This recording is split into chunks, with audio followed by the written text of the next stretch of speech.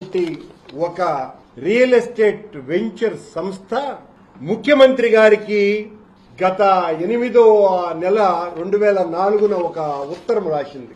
మేము మా G² లో దేవాలయ నిర్మాణానికి మీరు పర్మిషన్ ఇవ్వండి అని.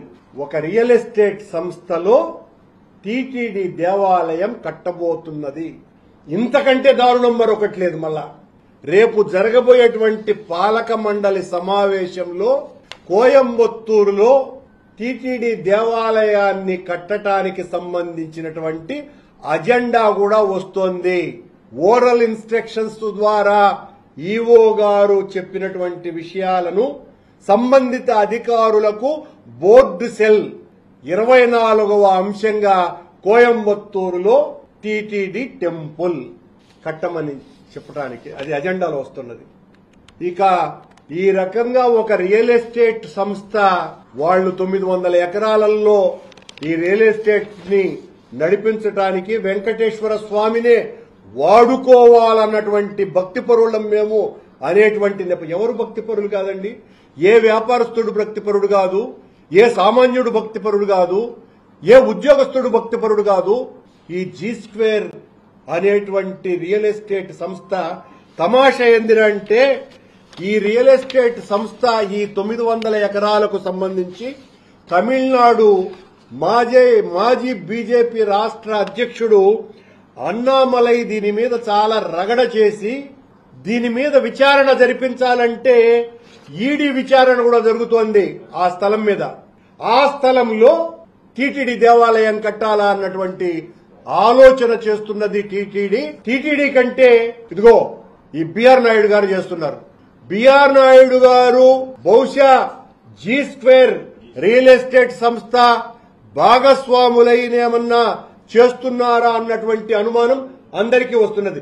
రేపు హైదరాబాద్ లోనో, వైజాగ్ లోనో, తిరుపతిలోనో స్థానికంగా ఉన్నటువంటి రియల్ ఎస్టేట్ చేసేటువంటి వెంచర్లు వేసేటువంటి ప్రతి ఒక్కరూ కూడా మేము పరమ పవిత్రమైనటువంటి భాగవోత్తమ భక్తులం వెంకటేశ్వర స్వామికి, మా ప్రదేశాలలో కూడా మేము స్థలమిస్తాము, వెంకటేశ్వర స్వామి గుడులు కట్టండి అంటే కడతారా? కట్టమని అడుగుతారు కదా. దీనికి సాక్షాత్తు సీఎం కార్యాలయమే ఎలా అనుమతులు ఇవ్వమని చెబుతుంది. బిఆర్ నాయుడు గారి యొక్క ఆంతర్యం ఏంటి అన్నది బయటికి రావాలా? ఆయన ఒకవేళ మేము అజెండాలో లేదు అనేటువంటి విషయం వచ్చినప్పుడు నేను అసలు కాగితం బయటికి తీస్తా ఉంది అనేటువంటి విషయం. ఇప్పుడు ఎందుకులేండి, ఇది పరిస్థితి. 3వ అంశం, బ్రహ్మోత్సవాలను అత్యద్భుతంగా నిర్వహించినందుకు టీటీడీ పాలక మండలిని, అధికారులని ఏదో మొదటిసారిగానే అత్యద్భుతమైనటువంటి నిర్వహణ జరిగినట్టుగా బ్రహ్మోత్సవాలను ముఖ్యమంత్రి చంద్రబాబు నాయుడు గారు ఒక పెద్ద సందేశం ఇచ్చినారు. కానీ చరిత్రలో ఎప్పుడు ఎక్కడ మన తిరుపతి ఆలయ చరిత్రలో బ్రహ్మోత్సవాల సమయాలలో తొక్కిసలాటలు జరిగినటువంటి సందర్భం ఏనాడు లేకపోగా అత్యంత నిష్ణాతులైనటువంటి ఉద్యోగస్తుల యొక్క కార్యాచరణ ఫలితంగా ప్రతి సంవత్సరము కూడా అవి విజయవంతం అవుతూనే ఉంటాయి. మేమెప్పుడూ కూడా మా పాలనలో బ్రహ్మోత్సవాలు అత్యద్భుతంగా నిర్వహించేసినాము అని దేవుడు జరుపుకునేటువంటి ఉత్సవాలవి, ఆయన చేసుకునేటువంటి ఉత్సవాలవి. వాటిల్ని కూడా మా పాలనలో అత్యద్భుతంగా నిర్వహించినారు అనేటువంటిది. నిజానికి గరుడ సేవ రోజున బిఆర్ నాయుడు గారి సైన్యం దాదాపు 500 మంది వాహన సేవ ముందర కిటకిటలాడుతూ ఉంటే ముందు రోజున, 2వ రోజున ఈవో గారు చాలా తీక్షణమైనటువంటి కోపం ప్రదర్శించిన సంఘటన జరిగిందా లేదా? మరుసటి రోజు ఉదయం వాహన సేవలో బిఆర్ నాయుడు గారు మాయమైపోయిన మాట నిజమా కాదా? ఆ తరువాతనే కాస్త జాగ్రత్త వహించిన మాట వాస్తవమా కాదా? ఉద్యానవనంలో జరిపినటువంటి ఫల పుష్ప ప్రదర్శనశాలలో తాల్వా శరభ విగ్రహ ప్రతిష్టాపన చేసినారా లేదా? ఇది చాలా ఆక్షేపించదగ్గ విషయం. సాల్వ శరభ ప్రతిరూపాల ఏర్పాట్లు జరిగినాయి. ఇది వెంకటేశ్వర ఆలయానికి సంబంధించినంత వరకు తీవ్రమైన అభ్యంతరకరమైన విషయం. నృసింహస్వామి యొక్క విశ్వ విలయతాండవాన్ని చూసినటువంటి శివస్వామి ఆయన పొట్ట చీల్చి సంహరించేటువంటి అంశం ఈ సాల్వ శరభ ప్రతిరూప అంశం. దాన్ని మన దేవాలయ ఉద్యానవనంలో పెట్టొచ్చునండి బ్రహ్మోత్సవాల సమయంలో.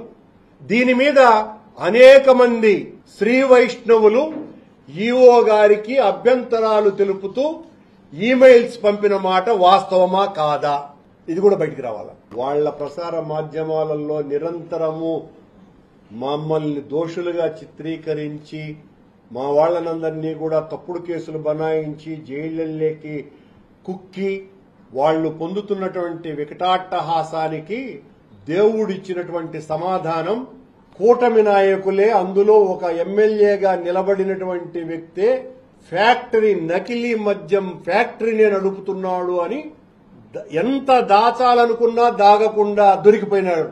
ఈ ప్రభుత్వం అతన్ని ఆ ఫ్యాక్టరీని బయటికి రాకుండా విశ్వ ప్రయత్నం చేసినా ఆగలేకుండా పోయింది. ఈ పరిస్థితి తంబళ్లపల్లిలో దొరికినారు గాని రాష్ట్రమంతా తెలుగుదేశం పార్టీ నాయకులు చేస్తున్నటువంటి దందా ఇదే.